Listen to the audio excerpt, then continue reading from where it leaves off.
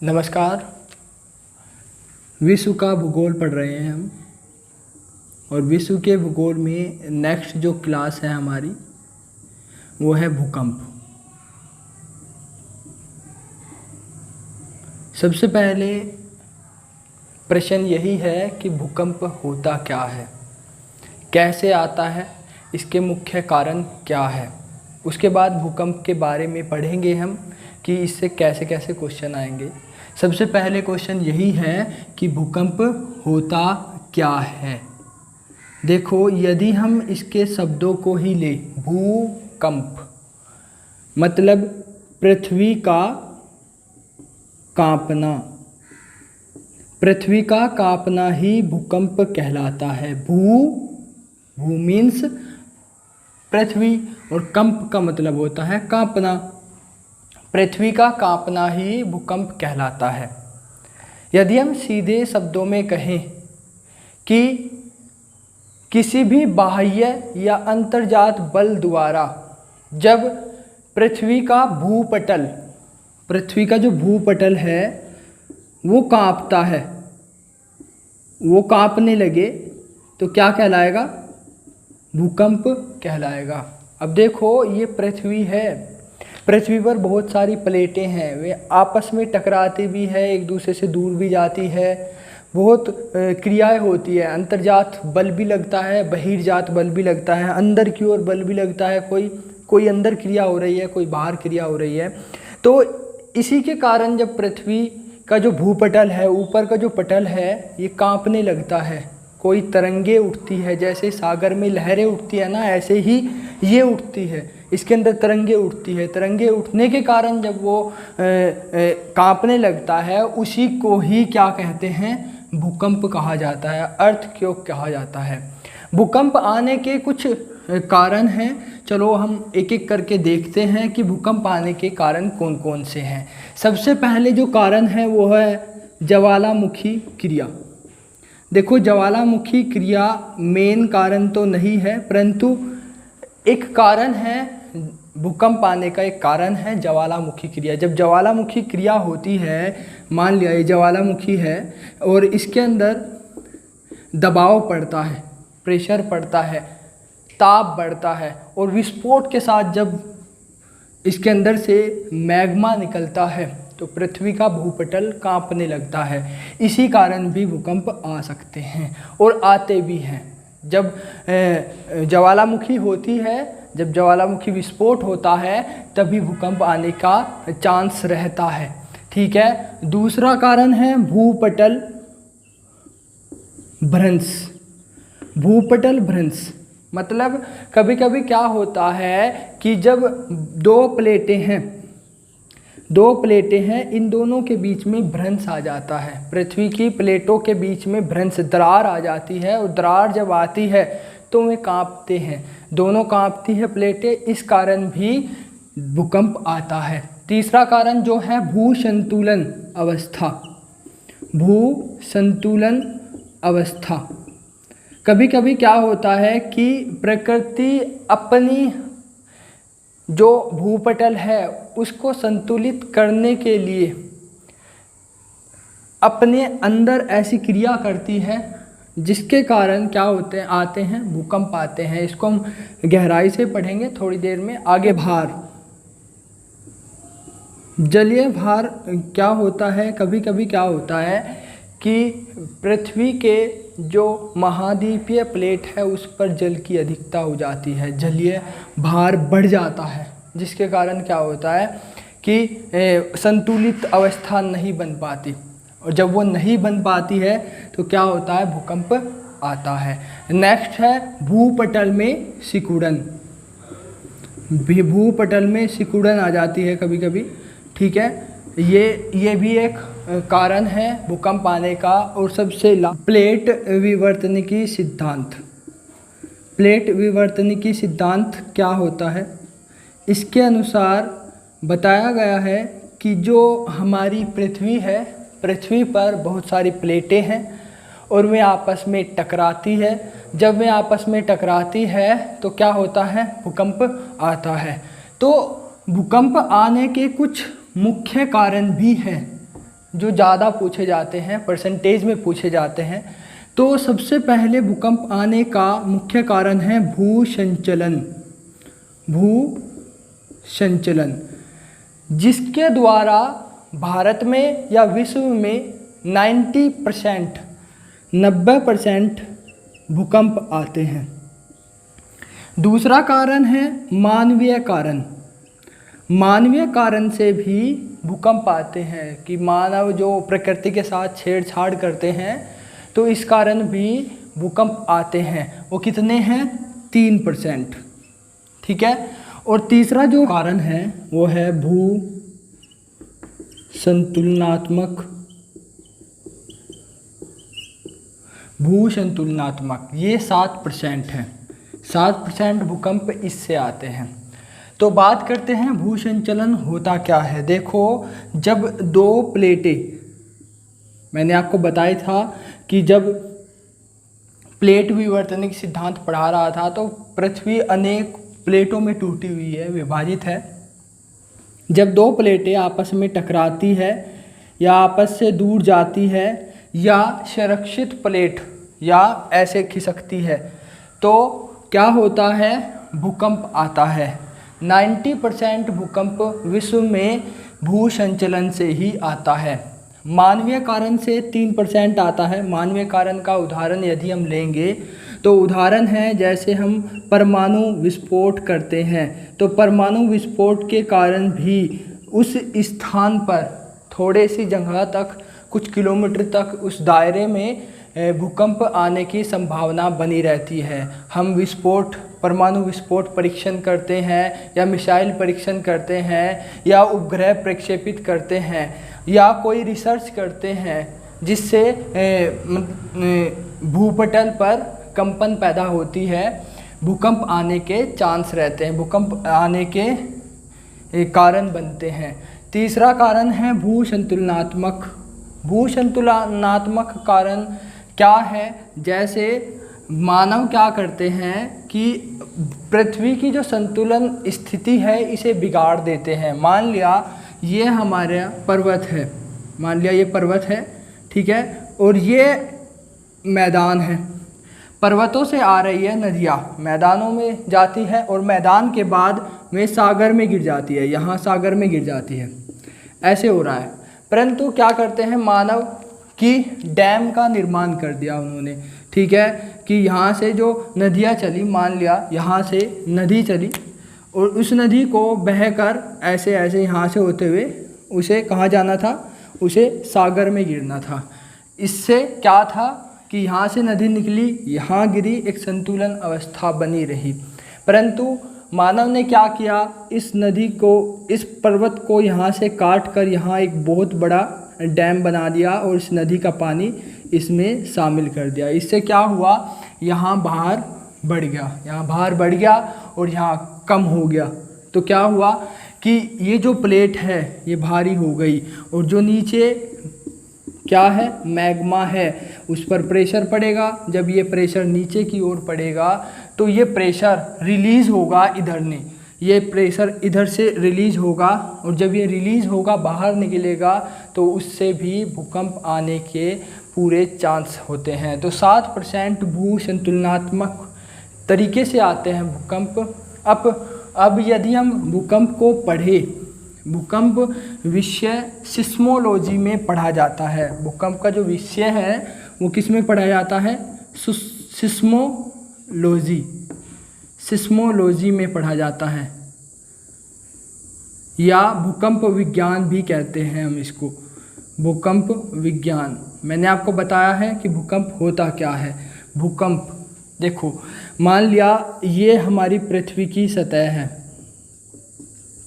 जहाँ से भूकंप उत्पन्न होता है। अब आप ये नहीं बता सकते कि पृथ्वी के किस सतह से भूकंप उत्पन्न होगा। हाँ, जहाँ से भूकंप उत्पन्न होता है, जहाँ से शुरुआत होती है, उसे भूकंप मूल कहते हैं, भूकंप मूल कहते हैं।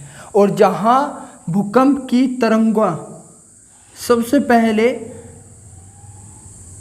आती है धरातल पर, ये सतह है, पृथ्वी का धरातल है, जहाँ धरातल पर सबसे पहले भूकंप की तरंगों को महसूस किया जाता है, उन्हें वहाँ भूकंप केंद्र कहलाता है।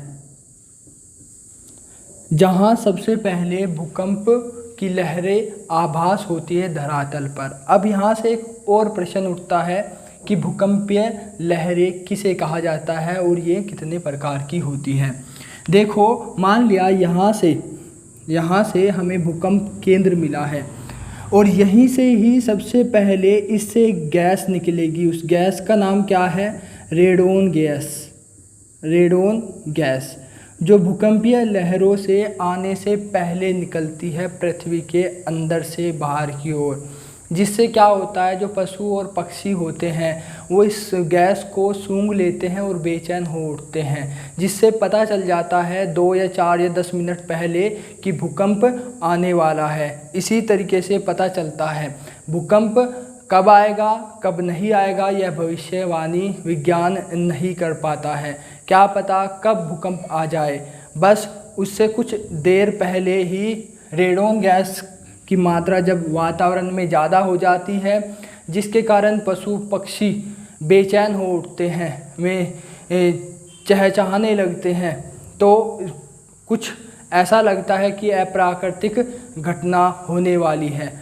तो यहाँ से भूकंपीय लहरें पढ़ रहे थे हम। भूकंपीय लहरें किसे कहा जाता है? देखो, जब भूकंप आता है तो भूकंपीय लहरें के रूप में आता है, लहरों के रूप में आता है। और भूकंपीय तरंगे या लहरें 3 प्रकार की होती है। देखते हैं कौन कौन सी होती है ये। देखो, जो सबसे पहले तरंग आती है, जो सबसे पहले भूकंप के अंदर जो मूल भूकंप है वहाँ से, जहाँ से रिलीज होता है भूकंप पृथ्वी के आंतरिक सतह से, वहाँ से सबसे पहले जो तरंग आती है उसका नाम है पी तरंग, या आप कह सकते हो प्राथमिक तरंग, या आप ऐसे भी कह सकते हो प्राइमरी वेव। तो प्राइमरी वेव भी कह सकते हैं इसको। ये जो तरंग है ये पृथ्वी की सतह तक आती है और ये पूरे पृथ्वी पर घूम सकती है। ये तीनों माध्यम में चलती है। ये ठोस में भी चलती है, द्रव में भी चलती है और गैस में भी चलती है। ठोस, द्रव, गैस तीनों माध्यम में चलती है। इस तरंग की सबसे ज़्यादा गति होती है। सबसे ज़्यादा कितनी गति हो सकती है? लगभग 8 किलोमीटर प्रति सेकंड। 8 किलोमीटर प्रति सेकंड की स्पीड होती है, गति होती है इसकी। तो सबसे ज़्यादा गति की होती है प्राथमिक वेव, प्राथमिक तरंग कह सकते हैं हम इसको। दूसरी जो तरंग है वो है एस तरंग। एस तरंग भी कह सकते हैं, या द्वितीयक तरंग, द्वितीयक तरंग भी कहते हैं हम इसको, या आप इसे सेकेंडरी वेव भी कहते हैं। अब देखो, एस तरंग जो होती है ये द्रव में नहीं चलती। द्रव जो स्थिति होती है वो नहीं चलती। ये ठोस में भी चल सकती है और गैस में भी चल सकती है, इन दोनों में चलती है ये, परंतु द्रव में नहीं चल सकती। याद रखना, द्रव में नहीं चलती। और पी तरंग के थोड़े समय बाद एस तरंग आती है। इसकी स्पीड जो है वो 4 से 5 किलोमीटर प्रति घंटा की सेकंड की स्पीड है। तो ये थी सेकेंडरी वेव। यदि हम तीसरी वेव देखेंगे, जो तीसरी वेव आती है वो है एल वेव, या एल तरंग कहा जाता है। तीसरी जो है वो एल तरंग कहते हैं, या एल वेव भी कहा जाता है। अंग्रेजी में इसे लेव वेव कहा जाता है, या धरातलीय तरंग कहा जाता है। अब देखो, धरातलीय तरंग की स्पीड सबसे कम होती है। इसकी स्पीड की बात करें, हाँ, ये तीनों माध्यम में से होकर गुजर सकती है, ठोस, द्रव और गैस। ठीक है, ये तीनों माध्यम से होकर गुजर सकती है। अब इसकी स्पीड सबसे कम होती है 1.5 किलोमीटर पर सेकंड से 3 किलोमीटर पर सेकंड तक होती है इसकी स्पीड।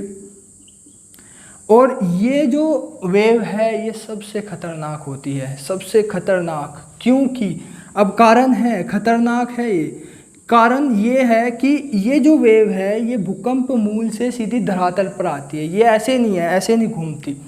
होता क्या है कि मान लिया ये धरातल है, धरातल है और ये है भूकंप मूल, और भूकंप मूल से सीधी ऊपर की ओर आती है। इसमें एनर्जी, प्रत्यास्थ ऊर्जा ज़्यादा होती है, जिसके कारण क्या होता है, पृथ्वी के धरातल पर आकर ये सबसे ज़्यादा विनाशकारी बन जाती है। तो ये सबसे ज़्यादा खतरनाक है। यदि हम तीनों वेव को एक साथ देखें कि इनका जो चलने का तरीका है, ये कैसे पृथ्वी के सतह तक आती है। अब देखो, मान लिया ये पृथ्वी है, पृथ्वी में यहाँ कहीं भूकंप मूल है, भूकंप मूल है। अब देखो यहाँ से यदि पहली तरंग चलती है, मान लिया पी तरंग चली, वो ऐसे चलेगी, ये पी तरंग है, ये ऐसे चलेगी, ऐसे चलेगी, चारों तरफ चलेगी, क्योंकि ये चारों अवस्था, तीनों अवस्थाओं में चल सकती है, ये सभी जगह ऐसे चलेगी, ऊपर भी आएगी, धरातल तक आएगी। तो इसकी एनर्जी बढ़ जाती है, इसकी एनर्जी बढ़ जाती है। ये कौन सी तरंग है, ये पी तरंग है। और यदि बात करें एस तरंग की, तो एस तरंग क्या होती है कि जहाँ कहीं मान लिया वो यहाँ से चली और मान लिया यहाँ द्रव है, इससे रिफ्लेक्ट होकर वो ऐसे चली जाती है, यहाँ द्रव है, इससे रिफ्लेक्ट होकर वो ऐसे चली जाती है और ये ऐसे निकलती है बाहर की ओर, ये सतह पर ऐसे आती है। तो ये है एस तरंग। एस तरंग की स्पीड भी कम है और ये भी चारों ओर फैलती है, जिसके कारण इसकी प्रत्यास्थ ऊर्जा भी बढ़ जाती है। परंतु यदि बात करते हैं एल वेव की, एल वेव कहीं नहीं जाती, एल वेव सीधी ऊपर आती है, ऐसे एल वेव सीधी ऊपर आती है और ये इसमें प्रत्यास्थ ऊर्जा ज़्यादा होती है और ज़्यादा होने के कारण क्या होता है, ये ही पृथ्वी पर जब धरातल पर आती है सबसे ज़्यादा विनाशकारी होती है और इससे ही सबसे ज़्यादा विनाश होता है। पूछा जाता है कि कौन सी तरंग पृथ्वी के आंतरिक संरचना के बारे में बताती है, तो ये दो तरंगें हैं, पी और एस, परंतु एल तरंग तो सीधी ऊपर आती है, इसलिए इसका यूज नहीं किया जाता। तो यहाँ से हमने देखा है कि तीनों तरंग कैसे चलती है पृथ्वी पर। अब बात करते हैं भूकंप को मापने के लिए हमारे पास क्या क्या स्रोत हैं। देखो, भूकंप के मापने के लिए हमारे पास मापक, पुराने ज़माने में, प्राचीन समय में क्या होता था, पेन और पेपर होता था। पेन और पेपर, पेन और पेपर का मतलब ये है कि एक पेपर लगा हुआ होता था ऐसे, और उस पर ऐसे ऐसे एक पेन लगा हुआ था, और जो वो पेन था वो एक इतना सेंसिटिव, संवेदनशील पेन था कि कुछ थोड़े से हिलने पर भी, धरातल का थोड़े से हिलने पर भी वो हिलता था। तो क्या होता था कि उस पेन पे ऐसे, जब भी वो पेपर पे ऐसे हिलता था तो उसमें रीडिंग आ जाती थी, और उस रीडिंग को हम कहते थे ये 1 हो गया, मान लिया ये 2 हो गया, ये 3 हो गया, ये 4 हो गया, और इस रीडिंग को हम बता देते थे कि ये भूकंप इतना आया है। ये प्राचीन समय का मापक है, जिस टाइम राजा महाराजा हुआ करते थे। परंतु आगे जब आधुनिक काल आया, आधुनिक समय आया, सारे इन्वेंशन हुए और इन्वेंशन होने के बाद बहुत सारे मापक बने। तो वे मापक देखते हैं। देखो, मापक पहला यदि हम देखते हैं तो सिस्मोग्राफ, हमेशा ध्यान रखना, सिस्मोग्राफ से ही मापा जाता है क्या, ज्वालामुखी। सिस्मोग्राफ 3 प्रकार के हो सकते हैं। कौन कौन से? पहला है रिएक्टर पैमाना। रिएक्टर पैमाना, देखो रिएक्टर पैमाना में 0 तीव्रता से लेकर 9 तीव्रता तक, 0 तीव्रता से लेकर 9 तीव्रता तक क्या हो सकता है कि भूकंप बता सकते हैं। इसमें होता क्या है मैं आपको बता दूं। एक पैमाना होता है, सिस्मोग्राफ होता है। मान लिया एक सिस्मोग्राफ है, इसमें एक के बीच 10 होता है, फिर उनके बीच 10 मापक होते हैं, ऐसे ऐसे होता है, ठीक है। मतलब यदि ये 0 है, 0 से 1 के बीच में ये 10 रीडिंग होती है, 1 से 2 के बीच में 10 रीडिंग होती है, ये ऐसे होता है। ठीक है, तो यदि इस पैमाने में 0 से 9 तक, यहाँ से 0 से 9 तक रीडिंग है, ये 9 तीव्रता तक भूकंप माप सकता है, तो इसे कहा गया है रिएक्टर पैमाना। ठीक है, हाँ, यहाँ से पूछ भी लिया जाता है, यदि कहीं 1 तीव्रता का भूकंप आता है और कहीं 2 तीव्रता का भूकंप आता है, तो इसका मतलब क्या है? इसका मतलब ये है कि वो 1 से 2 में 1 गुना नहीं हुआ, वो 10 गुना हुआ। यहाँ ये 10 रीडिंग है इसके बीच में, यानी कि 10 गुना हुआ, यहाँ से 10 गुना ज़्यादा भूकंप आया वहाँ, इसका मतलब ये है। दूसरा है फेरस पैमाना। फेरस पैमाना सेम ऐसा ही है, बस उसमें रीडिंग है 0 से लेकर 11 तक। यदि इसी रीडिंग को ऊपर बढ़ा दे, मान लिया ज़्यादा तीव्रता का भूकंप आता है, तो फेरस पैमाने से उसको मापा जाएगा। तीसरा है मर्केली पैमाना। मर्केली पैमाना क्या है? ये बस एक रीडिंग और बढ़ा देते हैं 0 से 12। यदि इसी रीडिंग में हमने 0 से 12 बढ़ा दिया तो मर्केली पैमाने से भूकंप को नापा जाता है। कुछ मुख्य बिंदु है वो देखेंगे और उसके बाद हमारा भूकंप समाप्त हो जाता है। ये कुछ मुख्य बिंदु हैं, देखते हैं उसको क्या क्या है मुख्य बिंदु। देखो, पहला मुख्य बिंदु ये है कि यदि एक ही समय पर, मान लिया यहाँ 7 बजे हैं और यहाँ भी 7 बजे हैं, एक ही समय पर 2 अलग अलग जगहों पर एक साथ भूकंप आता है। मान लिया यहाँ ए बिंदु है कोई और यहाँ बी बिंदु है, इन दोनों जगह पर एक ही समय पर भूकंप आता है अलग अलग स्थानों पर। इन दोनों को मिलाने वाली जो रेखा होगी उसे क्या कहेंगे? उसे कहेंगे होमोसिस्मन लाइन। होमोसिस्मन लाइन, याद रखना, होमोसिस्मन लाइन कहा जाएगा। कहने का मतलब, यदि मान लिया ये सहारनपुर है, ये क्या है? ये सहारनपुर है और ये यमुनानगर है, तो सहारनपुर और यमुनानगर में एक ही समय पर भूकंप आते हैं, तो इन दोनों के को जोड़ने वाली जो लाइन होगी होमोसिस्मन लाइन कहलाएगी। दूसरा पॉइंट ये है कि मान लिया यहाँ कोई स्थान है, यहाँ 7.0 तीव्रता का भूकंप आता है, हमें नहीं पता कब आया है, ठीक है। और यहाँ कोई स्थान है, मान लिया यहाँ भी 7.0 तीव्रता का भूकंप आता है। तो एक ही तीव्रता के भूकंप अलग अलग स्थान पर आते हैं, उन दोनों लाइनों को, उन दोनों स्थानों को जोड़ने वाली लाइन आइसोसिस्मन लाइन कहलाती है। क्या कहलाती है? आइसोसिस्मन लाइन कहलाती है। भारत में भी भूकंप आते हैं, किसकी वजह से? हिमालय की वजह से। भारत में 20% भूकंप आते हैं। भारत में भूकंपों का कितने जोन हैं? भारत में भूकंप के 5 जोन हैं। याद रखना, भारत में भूकंप के 5 जोन हैं। ये मैं आपको भारत के भूगोल में ही पढ़ाऊंगा। नेक्स्ट पढ़ते हैं।